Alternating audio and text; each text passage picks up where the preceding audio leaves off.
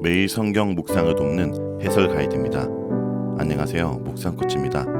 함께 읽고 나눌 말씀은 창세기 9장 1절부터 17절까지 말씀입니다. 오늘 본문은 홍수 이후 하나님께서 노아와 언약을 맺은 내용입니다. 1절부터 7절은 노아와 그의 아들들에게 주신 축복에 대해서, 8절부터 17절은 언약과 언약의 증표인 무지개를 보여주신 일에 대해서 다루고 있습니다. 1절에서 하나님은 이전에 아담에게 했던 말씀과 동일한 말씀을 하십니다. 1절입니다. 하나님이 노아와 그 아들들에게 복을 주시며 그에게 이르시되 생육하고 번성하여 땅에 충만하라. 홍수로 인해 새로이 창조된 세상에서 새로운 아담과 하와가 되어 살아갈 노아와 아들들에게 하나님은 복을 주시고 생육하고 번성하여 땅에 충만하라고 말씀하십니다. 이러한 명령은 노아 홍수의 심판을 통해 부패한 세상이 뒤집히고 하나님의 둘째 창조가 시작되었음을 의미합니다. 그러나 이와 동시에 인간의 삶에 변화도 생깁니다. 첫 번째 변화는 모든 자연 만물이 인간을 두려워할 것이라는 것입니다. 2절입니다. 땅의 모든 짐승과 공중의 모든 새와 땅에 기는 모든 것과 바다의 모든 물고기가 너희를 두려워하며 너희를 무수하리니 이것들은 너희 손에 붙었음이니라. 인간이 타락하기 전 동물은 인간과 잘 공존했습니다. 인간과 짐승 모두에게 채식만 허용되었기에 서로가 서로에게 먹을거리가 되지 않았습니다. 그러나 타락 이후 인간과 하나님과의 관계가 깨어지자 인간과 인간, 인간과 동물과 자연의 관계가 깨어졌고, 이때부터 짐승은 만물의 지배권을 지닌 인간을 두려워하기 시작했습니다. 두 번째 변화는 인간에게 짐승들을 먹을거리로 주셨다는 것입니다. 육식이 공식화된 것입니다. 그러나 이 육식에 대해서도 한 가지 제한을 두십니다. 짐승의 핏째를 먹어서는 안 된다는 명령을 하십니다. 3절과 4절입니다. 모든 산 동물은 너의 먹을 것이 될지라 채소같이 내가 이것을 다 너에게 주노라. 그러나 고기를 그 생명되는 핏째 먹지 말 것이니라. 이 금지 조항 또한 이전 에덴 동산을 떠오르게 합니다. 하나님께서 아담에게 에덴 동산에 있는 모든 나무의 과일을 먹을 수 있지만 딱 하나 선악을 알게 한 나무의 열매를 먹어서는 안 된다고 하신 것을 떠오르게 합니다. 그때처럼 하나님께서 모든 짐승을 먹되 피가 있는 채로 먹는 일은 금하신 것입니다. 핏째 먹지 못하는 것은 사람들에게 생명에 대한 존엄성을 불러넣어 남의 목숨을 하찮게 여기는 일을 막기 위해서입니다. 이렇게 생명에 대한 소중함을 근거로 하고 있기에 핏째 먹는 이야기에서 함부로 피를 흘리게 하지 말라는 이야기로 5절과 6절에서 확대됩니다. 5절과 6절입니다. 내가 반드시 너희의 피 곧 너희의 생명의 피를 찾으리니 짐승이면 그 짐승에게서 사람이나 사람의 형제면 그에게서 그의 생명을 찾으리라. 다른 사람의 피를 흘리면 그 사람의 피도 흘릴 것이니 이는 하나님이 자기 형상대로 사람을 지으셨음이니라. 인간의 타락으로 모든 생명이 완전한 공존을 이룰 수 있는 조화가 깨어졌습니다. 그래서 인간은 짐승을 먹고 짐승은 그런 인간을 두려워하는 관계가 되었습니다.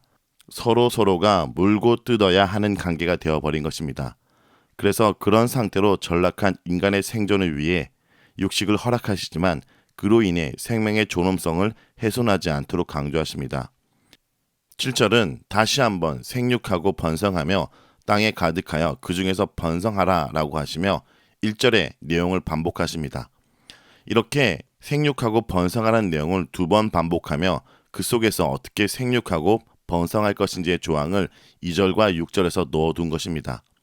이것을 통해서 알 수 있는 것은 인간의 타락으로 세상은 약육강식, 적자 생존하는 상황이 되었지만 그 속에서도 하나님은 우리가 만물을 잘 다스려야 하는 원래의 사명을 잊지 않기를 원하시는 바람이 들어 있습니다. 8절과 17절은 하나님께서 언약을 맺는 내용입니다. 하나님께서는 제2의 아담이 되어 새로운 인류를 시작하는 노아에게 구체적인 언약을 맺으시는데 이 언약의 대상인 노아와 그의 아들들뿐만 아니라 그의 후손들과 심지어 방주에서 나온 모든 짐승들까지 포함됩니다. 8절과 10절입니다. 하나님이 노아와 그와 함께한 아들들에게 말씀하여 이르시되 내가 내 언약을 너희와 너희 후손과 너희와 함께한 모든 생물 곧 너희와 함께한 새와 가축과 땅의 모든 생물에게 세우리니 방주에서 나온 모든 것 곧 땅의 모든 짐승에게니라. 하나님께서 인간과 맺은 언약은 인간뿐 아니라 동물과 땅, 자연의 영역까지 하나님 나라의 공의와 질서가 실현되는 것을 목표로 하고 있다는 것을 보여줍니다. 자, 이 언약의 내용의 핵심은 다시는 물로 홍수 심판을 내리지 않으시겠다는 것입니다. 11절입니다. 내가 너희와 언약을 세우리니 다시는 모든 생물을 홍수로 멸하지 아니할 것이라. 땅을 멸할 홍수가 다시 있지 아니하리라. 그리고 그 언약을 지키셨다는 증표로 무지개를 주셨습니다. 이 무지개가 히브리어로 활을 뜻합니다.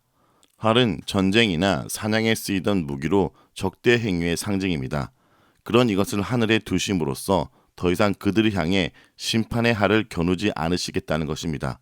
더욱 이 무지개에 대한 언급이 특별한 것은 이 무지개는 사실 인간을 위한 것이라기보다 하나님을 위한 것으로 말씀하십니다. 16절과 17절에 무지개가 구름 사이에 있으리니 내가 보고 나 하나님과 모든 육체를 가진 땅의 모든 생물 사이의 영원한 언약을 기억하리라. 하나님이 노아에게 또 이르시되 내가 나와 땅에 있는 모든 생물 사이에 세운 언약의 증거가 이것이라 하셨더라. 하나님은 무지개를 보실 때마다 이때 맺으신 언약을 기억하겠다고 하셨습니다. 세상을 심판하며 사용한 무기를 더 이상 사용하지 않고 하늘에 걸어두심으로 그것을 볼 때마다 그 언약을 지킬 것을 기억하시는 것이고, 심판의 대상이었던 우리는 비가 올 때 이 무지개를 보며 그날의 공포에서 벗어나 하나님의 은혜를 기억하는 증표가 되도록 하셨습니다. 그래서 아무리 큰 비가 내려도 우리가 두려워하지 않는 것은 그 비가 절대 인류의 종말을 가져오지 않을 것을 하나님께서 직접 보여주셨기 때문입니다. 자, 여기까지가 창세기 9장 1절부터 17절까지 내용입니다. 오늘 이 말씀을 통해서 우리는 무엇을 묵상하고 적용해야 될까요? 첫째, 생명을 소중히 여기는 삶을 살아야 합니다. 생육하고 번성하라고 하나님은 명령하십니다. 그러나 우리가 생육하고 번성하는 것이 다른 생명을 위협하고 해치면서까지 땅에 충만하라는 것은 아닙니다. 그것은 타락한 세상 속에서 잘 공존하도록 힘쓰라는 것입니다. 인간의 범죄에도 불구하고 하나님이 창조하신 세상을 사랑하고 그 세상이 생명이 충만한 곳이 되기를 바라는 본래의 뜻은 변함이 없으십니다. 그러므로 먹고 먹히는 세상, 물고 뜯는 세상 가운데서도 하나님의 천지기로서 사명을 잊지 말고 생명을 소중히 여기고 상처 내는 것이 아니라 상처를 만져주고, 형제를 눈물 흘리게 하는 것이 아니라 그들의 눈물을 닦아주는 삶을 살아야 합니다. 둘째, 우리를 지켜내시는 하나님을 기억해야 됩니다. 하나님이 그들을 심판하셨던 진짜 이유는 악한 그들을 모두 없애버리고 끝내기 위한 것이 아니라 그 죄악에서 그들을 끊어내기 위한 것입니다. 그래서 홍수 심판 이후에도 여전히 악한 그들을 지키기 위해서 다시는 물로 심판하지 않으시겠다고 언약을 맺으십니다. 그 언약의 증표로 무지개를 하늘에 보이시는데, 할이라는 의미를 가진 무지개를 세상을 향한 방향이 아니라 하나님 자신을 향한 방향으로, 즉 할시의 방향을 하나님 자신에게 두십니다.